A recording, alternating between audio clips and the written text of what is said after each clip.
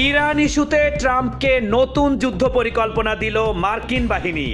বিশ্ব কি আবারও বড় সংঘাতের পথে?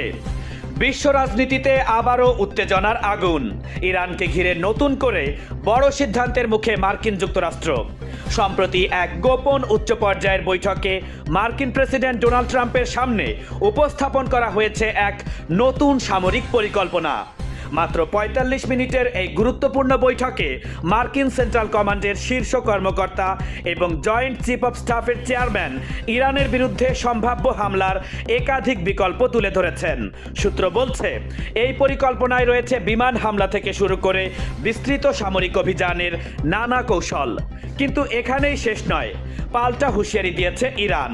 তেহরান স্পষ্ট জানিয়ে দিয়েছে, যদি যুক্তরাষ্ট্র নতুন করে হামলা চালায় তবে তার জবাব হবে দীর্ঘস্থায়ী এবং বেদনাদায়ক। এরই মধ্যে হরমুজ প্রণালী নিয়ে তৈরি হয়েছে নতুন সংকট, যেখানে বিশ্বের প্রায় ২০% তেল এবং গ্যাস সরবরাহিত হয়।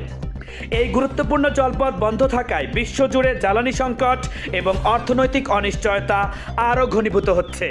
বিশ্লেষকরা বলছেন, এই সংঘাত যদি আরও বাড়ে তবে বিশ্ব অর্থনীতি বড় ধরনের ধাক্কা খেতে পারে।